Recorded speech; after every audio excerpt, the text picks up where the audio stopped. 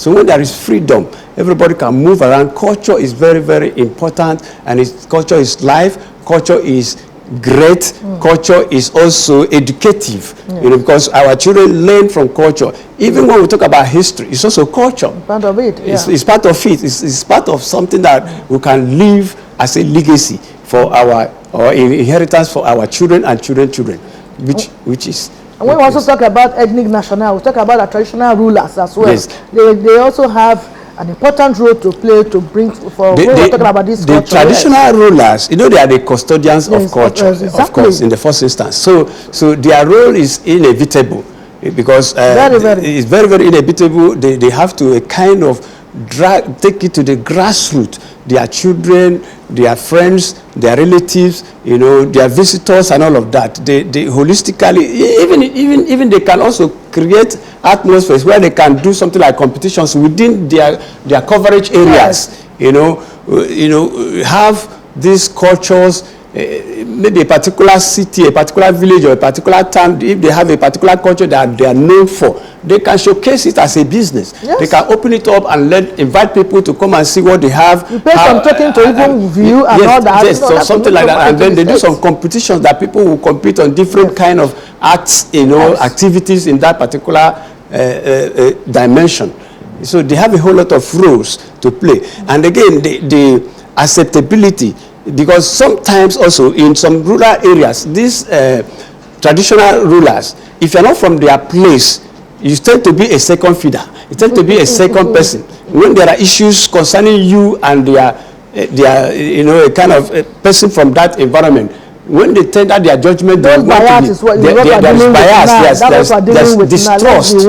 Yeah, there's distrust. They tend to patronize their own daughter or son, in quote, to the detriment of the visitor. So they should be able to open up themselves and embrace everyone as one who is under their custody. Yeah. When that cooperation is amongst us, that together is amongst us, it also, fight insecurity. Yeah. Yes.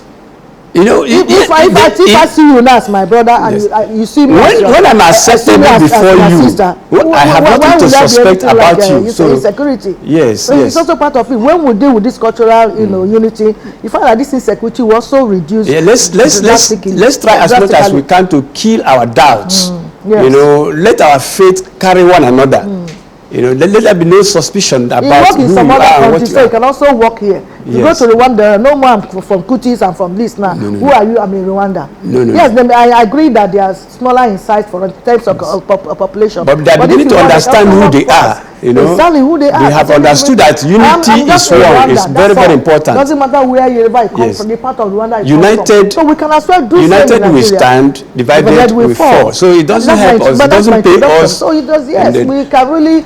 I believe it's doable. If you love yourself, you can send that love to other people. Culture is a veritable instrument to draw this in. There's so many things we have even done together. So those of them still staying back and still clamoring for division, and you are making a very grievous mistake. Yeah. You're already a kind of intermarriage.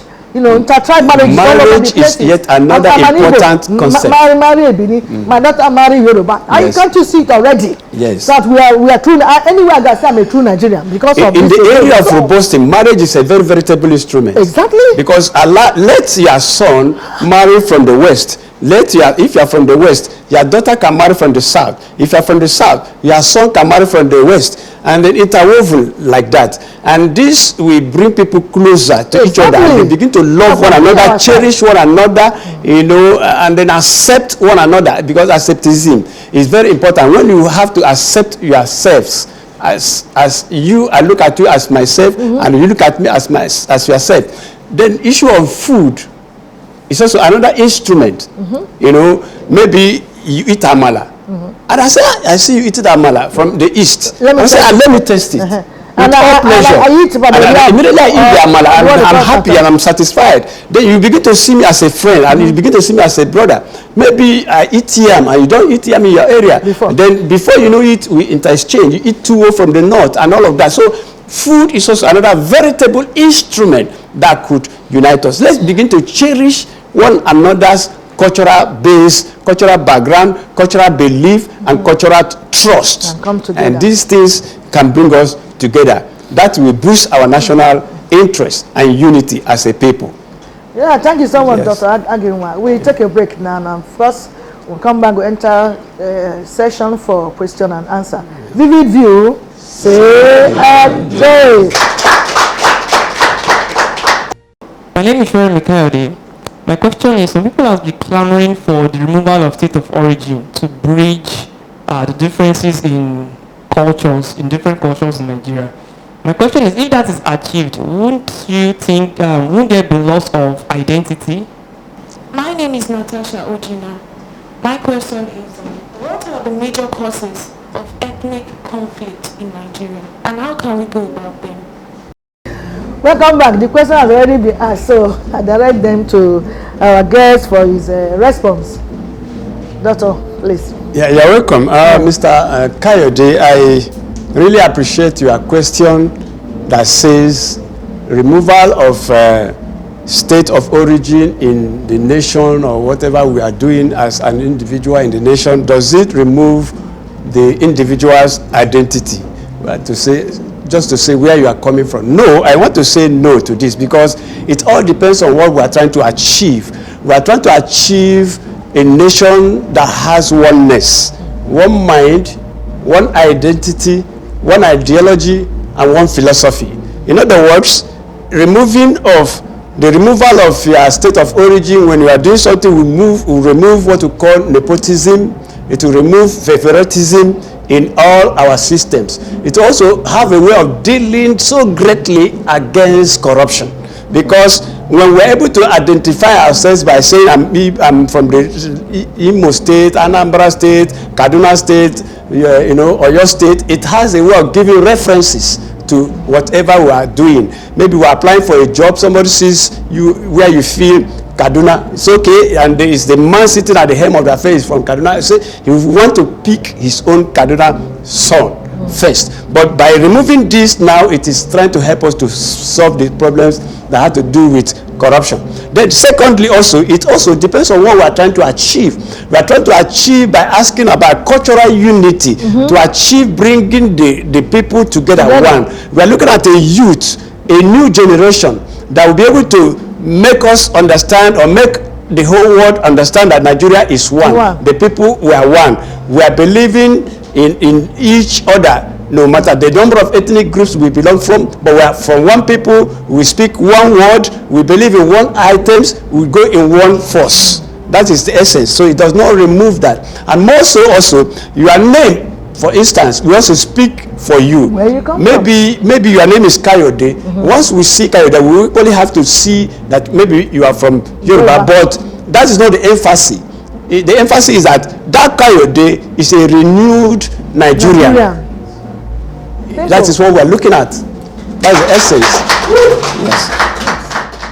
Then the second question is asking about from Miss Natasha. You are asking what are the causes of ethnic differences, conflicts. Like I said before, at the interim, I said that one of those causes is corruption.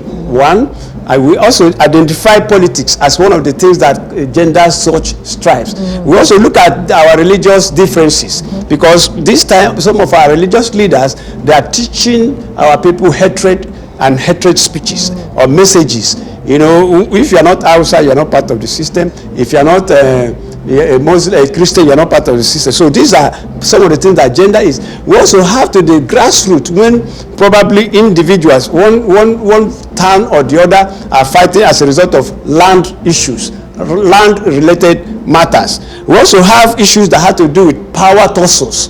One particular ethnic group will say, I want to dominate the other. The other one say, I want to dominate the other. The other one say, you are marginalized. We are marginalized. So all of these things will create a kind of coerce in a society and then bring ethnic troubles. We also have issues that have to do with money, and money. The hunger for money. Some sell their birthrights. Let's take for instance, government may want to do something in a particular environment and then settles those places maybe the ownership of that particular area, he settles them with money, and the other particular village says, okay, he didn't do for us, and therefore there could be conflict, wanting to say this boundary is our own, this is yours, and why did government come to settle you and he didn't settle us? So money has a way of creating issues, conflict in the society.